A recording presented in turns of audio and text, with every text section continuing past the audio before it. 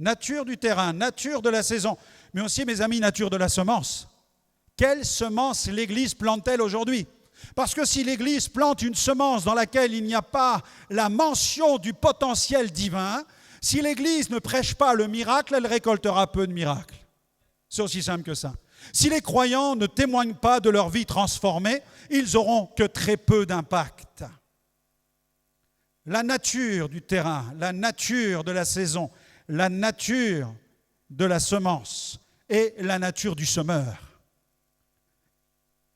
De quel type de semeur le Seigneur dispose-t-il aujourd'hui?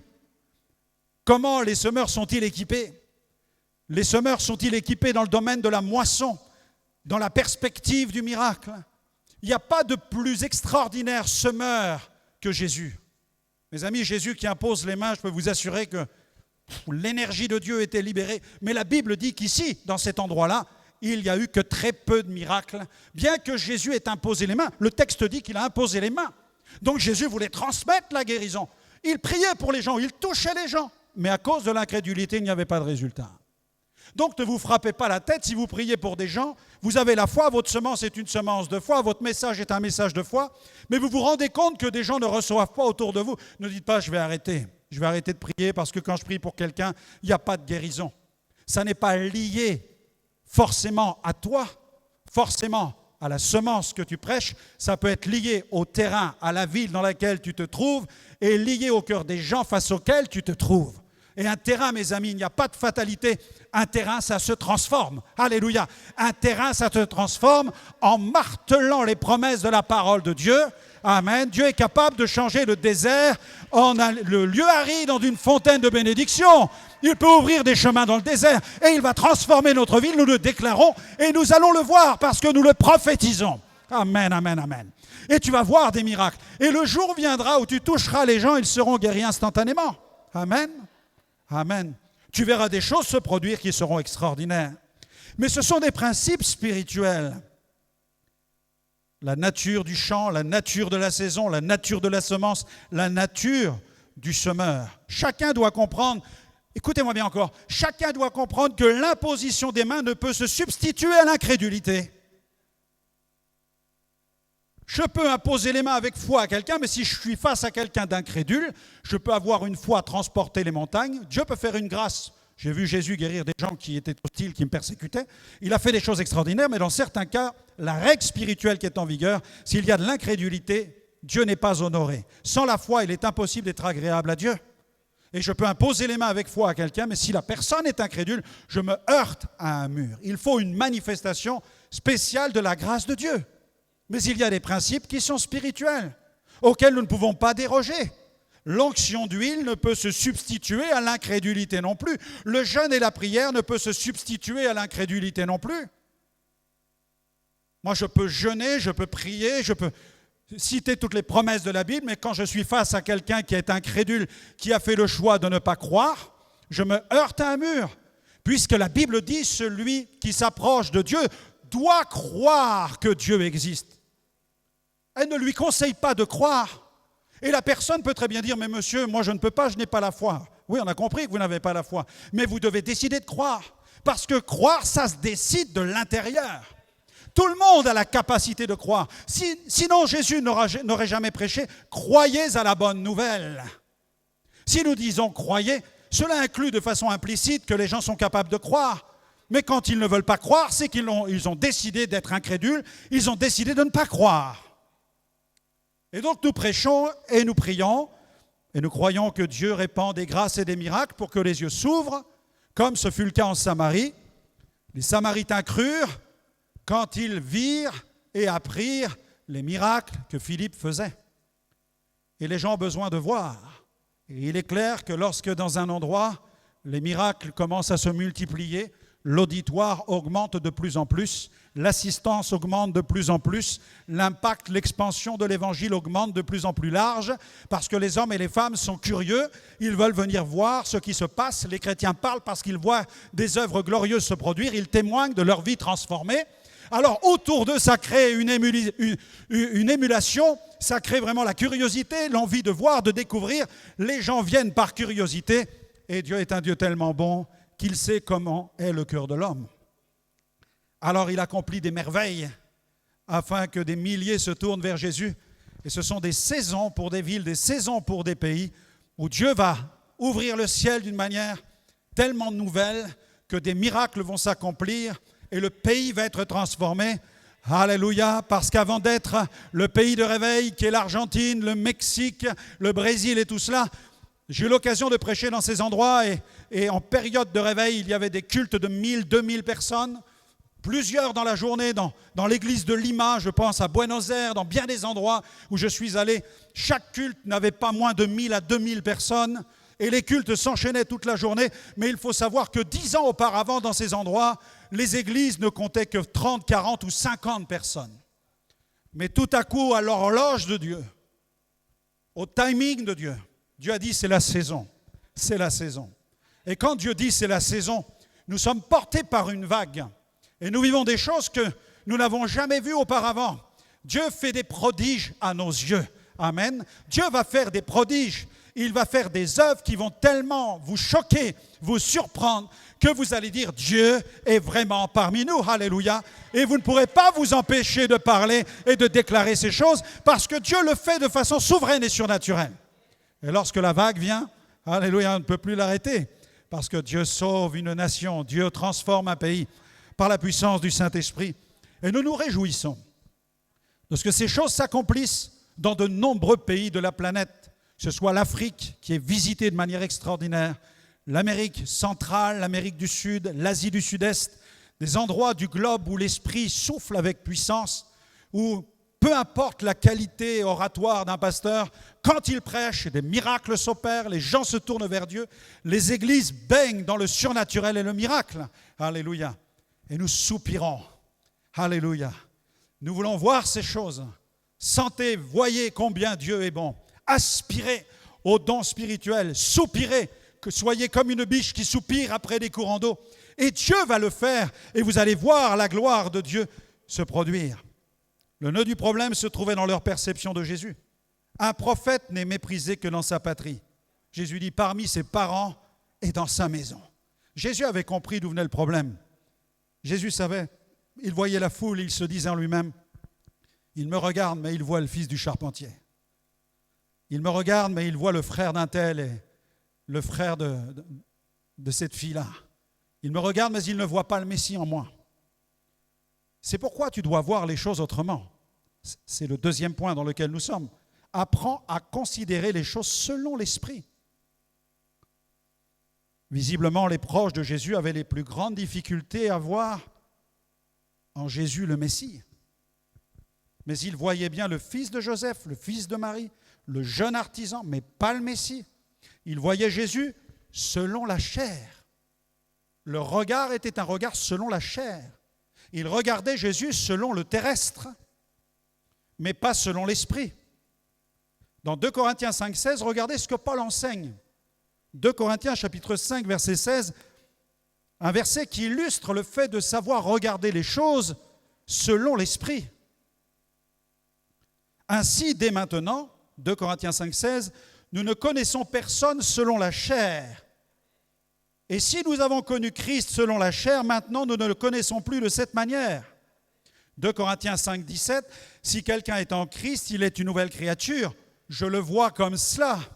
Voilà comment tu dois regarder ton frère et ta sœur. Tu ne dois plus le regarder selon la chair. Tu dois le regarder selon l'esprit. Amen. Quand tu le regardes, quand tu la regardes, si tu as amené ton collègue de travail au Seigneur, dans la salle, ce n'est plus ton collègue de travail. Non, c'est un racheté, c'est un membre du royaume de Dieu parce qu'il a fait la paix avec Dieu. Tu dois regarder les hommes et les femmes autour de toi qui sont à Christ. Tu regardes un tel, tu ne dis pas c'est l'avocat, tu ne dis pas un tel c'est madame le juge, tu ne dis pas un tel c'est le maçon, tu ne dis pas un tel c'est le carreleur que je... Non. Tu dis c'est une nouvelle créature, c'est une nouvelle création. Je le regarde selon l'esprit. Alléluia. Je vois mon frère et ma sœur comme des membres du royaume de Dieu, fils et filles de roi. Alléluia. C'est la vision qui est selon l'esprit. Les choses anciennes sont passées. Toutes choses sont devenues nouvelles. Et concernant la perception des ministères qui te servent au sein de cette communauté, là aussi, C'est important au niveau du développement, de ton développement et de ta bénédiction. Si tu regardes le prophète, tu le regardes comme prophète et tu reçois la bénédiction du prophète. Amen.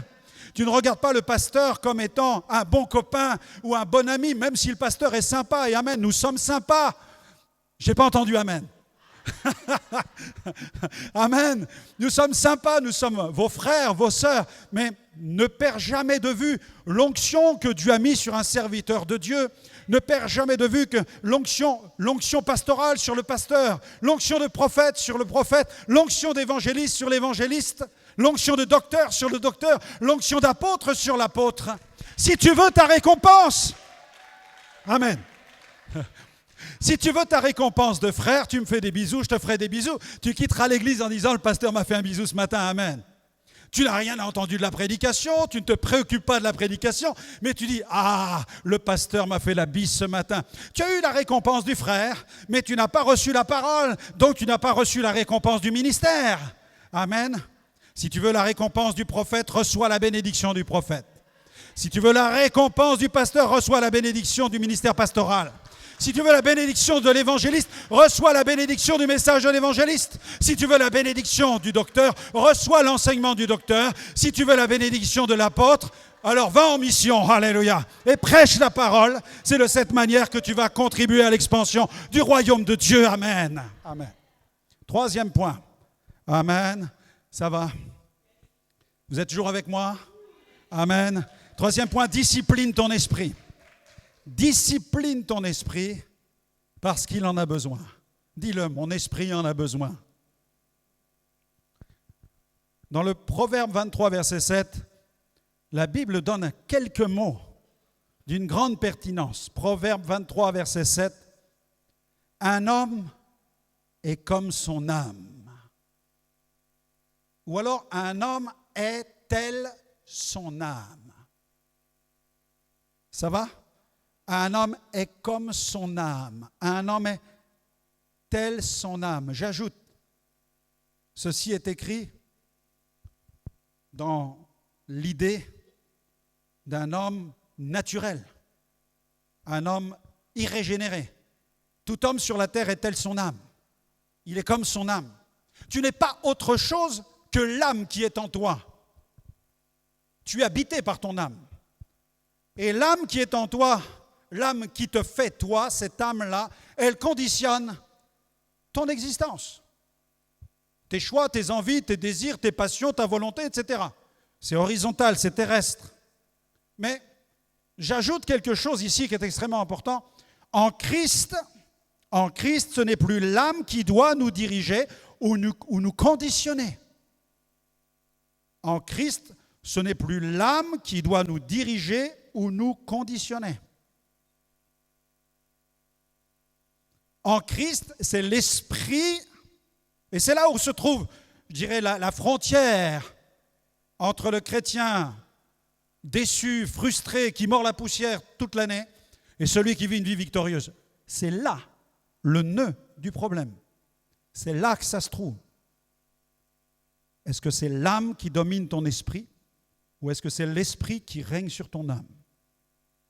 Est-ce que c'est ton esprit qui domine, ou est-ce que c'est ton âme qui te dirige? Avec toutes ces variations, avec toutes ces sautes d'humeur, notre âme, parfois, c'est un calme plat, parfois elle devient un océan. C'est pourquoi notre vie chrétienne en Christ doit être dirigée par le Saint-Esprit. Le Saint-Esprit doit exercer son autorité, son arbitre sur les fluctuations de mon âme. Et c'est là la maturité spirituelle. Je ne suis pas comme un enfant à l'église qui fonctionne au milieu des croyants avec son âme, mais je grandis et c'est l'Esprit qui domine sur mon âme. Alléluia. Parce que dans mon esprit fusionne l'Esprit de Dieu. Et l'Esprit de Dieu me remplit à tel point que ce n'est plus l'âme qui me dirige, c'est l'Esprit qui dirige mon existence. Et David avait compris à tel point qu'il était capable de se parler à lui-même. Et parfois, il nous faut un échange avec nous-mêmes. Parfois, il nous faut nous prêcher même à nous-mêmes. David commandait à son âme. Dans le psaume 103, regardez, psaume 103, prenez votre Bible, on terminera ce matin par ces quelques points-là qui sont des points, je dirais, cruciaux. Il y a tout un process, un protocole de victoire, de guérison, de miracle, de délivrance. Ici, vous allez voir, c'est extraordinaire. Si tu mets en pratique ce qui est écrit ici, ta vie ne sera plus jamais la même.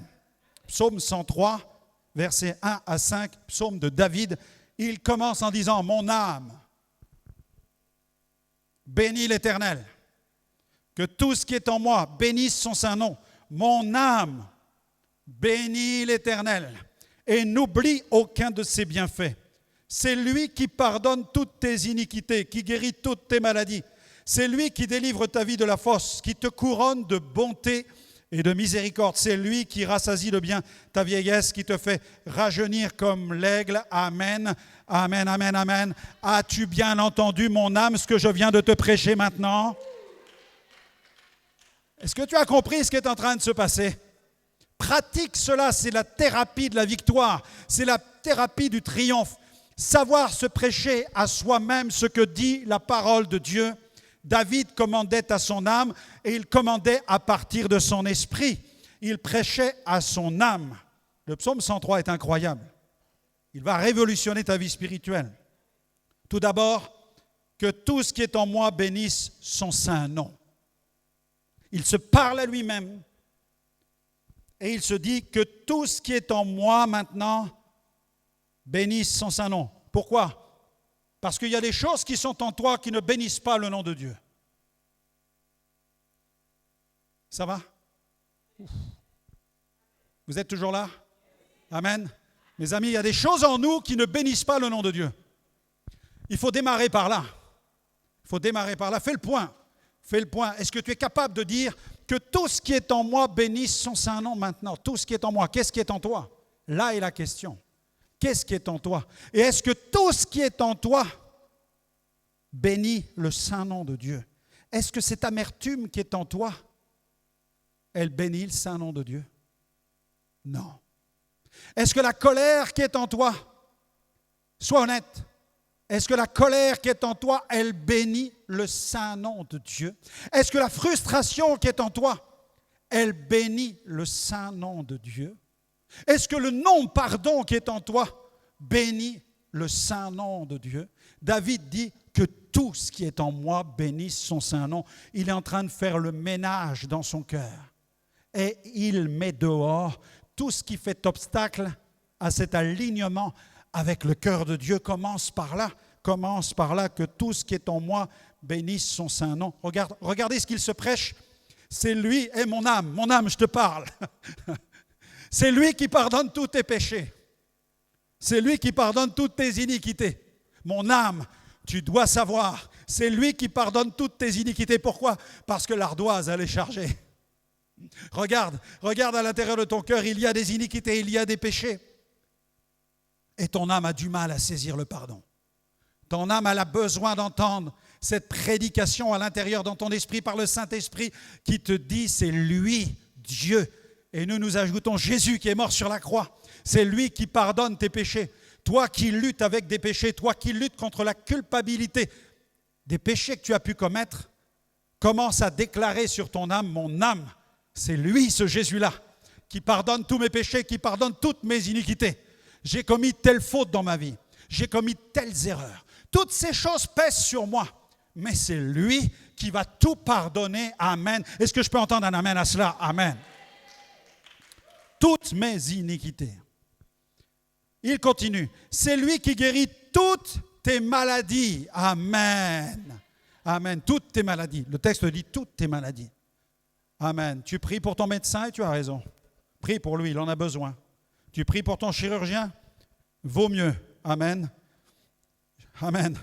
Tu pries pour ton psychologue, prie pour lui. Tu pries pour ton diététicien, prie pour lui. Prie pour ton frigo aussi. Amen. Prie pour tes tablettes de chocolat. Amen. Tu pries pour tout le sucre qu'il y a chez toi. Tu pries pour toute la graisse que tu mets dans ta nourriture. Tu pries pour le prochain barbecue déjà. Amen. Amen. Mais tu dois aller plus loin en fait. C'est lui qui te guérit de toutes tes maladies. Mais où est l'endroit, bien-aimé, où je suis guéri de toutes mes maladies? Où est-ce? Je vais te donner l'adresse. Dans l'Alliance. C'est dans l'alliance, dans la nouvelle alliance par le sang précieux de Jésus que nous sommes purifiés, pardonnés de nos péchés. Selon Ésaïe 53, guéris de nos maladies, guéris de nos douleurs. C'est au sein même de l'alliance. Alors, place ta vie dans l'alliance en disant, Seigneur, j'ai fait une alliance avec toi et toi tu as fait alliance avec moi, tu as proclamé des décrets de miracles et de guérison. Alors je veux proclamer la guérison de mon âme, la guérison de mes douleurs physiques, la guérison de mes maladies physiques, la guérison de mon être tout entier, corps, âme, esprit. Je veux te glorifier dans mon corps, dans mon âme et mon esprit qui appartiennent à Dieu, comme le déclare la parole. Alléluia.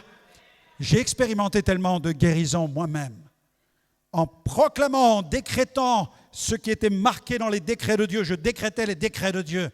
Seigneur, tu l'as décrété, alors je le décrète avec toi. Je suis dans l'alliance, Seigneur.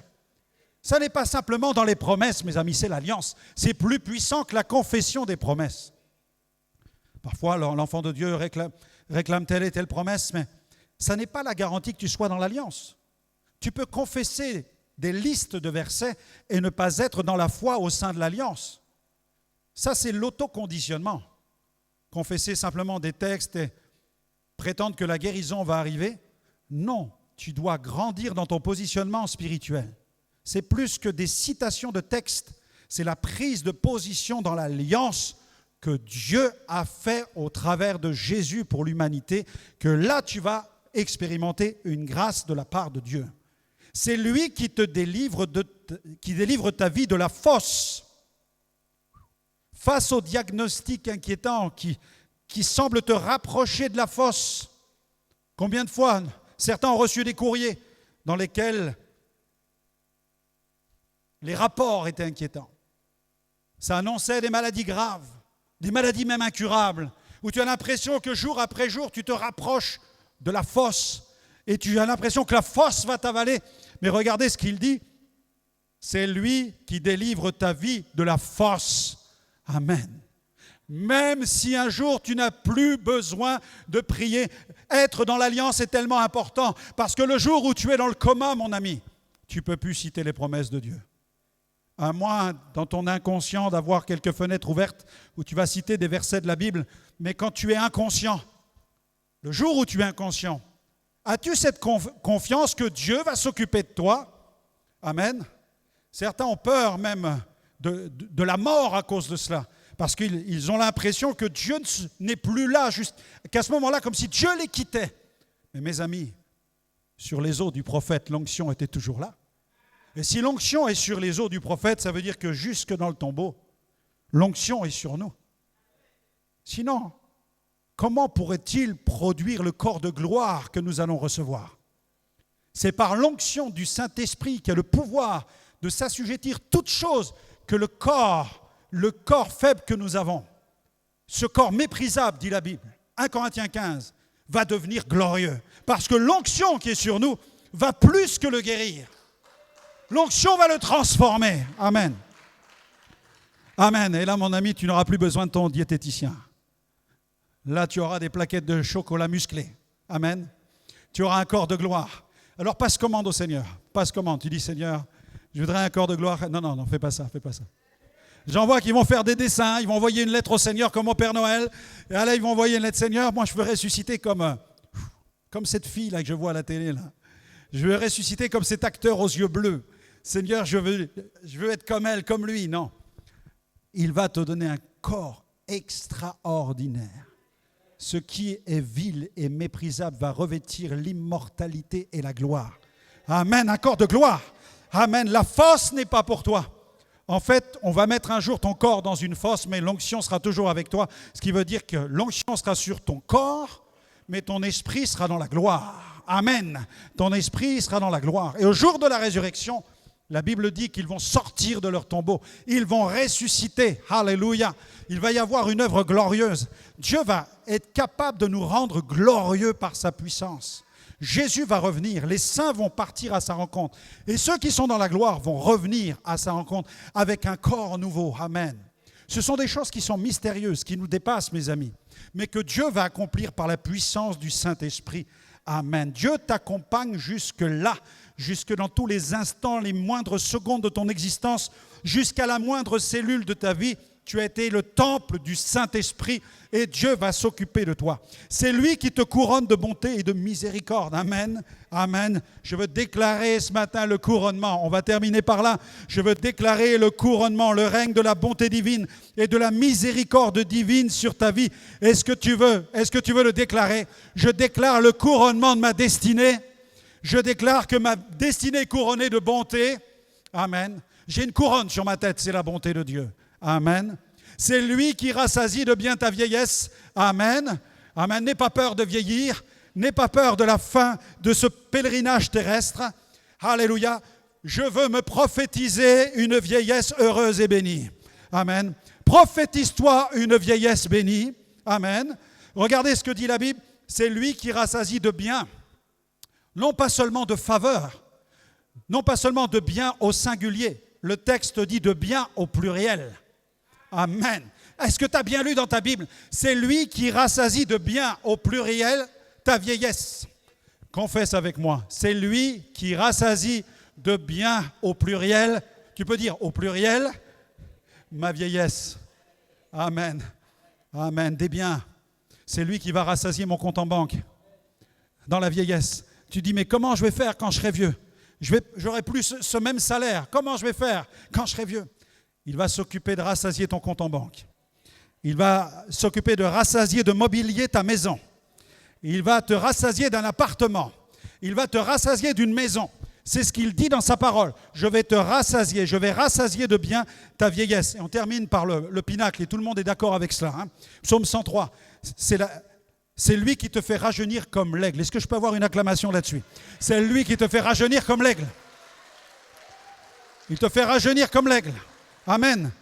Oh, Dieu soit béni. Il faut garder un esprit jeune. Amen. Il faut garder un esprit vif, un esprit audacieux. L'esprit jeune ne se résume pas à connaître quelques mots de l'argot que parlent les jeunes aujourd'hui. Hein. L'esprit jeune, ça ne se résume pas à mettre une chemise ou des baskets de telle ou telle couleur pour faire jeune. Non, non. L'esprit jeune, c'est quoi l'esprit jeune? C'est quoi un esprit jeune? La jeunesse, mes amis, ça incarne la puissance vitale.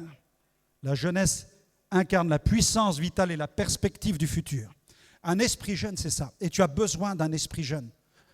Ce n'est pas parce que tu vas venir habiller d'une nouvelle manière dimanche prochain en disant je veux m'habiller comme les jeunes que tu vas être jeune. Tu peux être vieux dans ta tête et jeune à l'extérieur.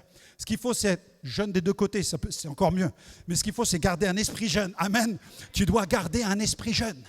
La vitalité de la jeunesse, la perspective du futur. Dieu est un Dieu qui voit le futur. Allez par tout le monde, prêchez la bonne nouvelle à toute la création. Celui qui croira, qui sera baptisé, sera sauvé. Vous imposerez les mains aux malades, les malades seront guéris. Ça, c'est l'esprit jeune de Jésus. Un homme de 33 ans qui prêche ses paroles et qui envoie des jeunes hommes et des jeunes femmes sur les routes pour prêcher la bonne nouvelle. On se lève ensemble.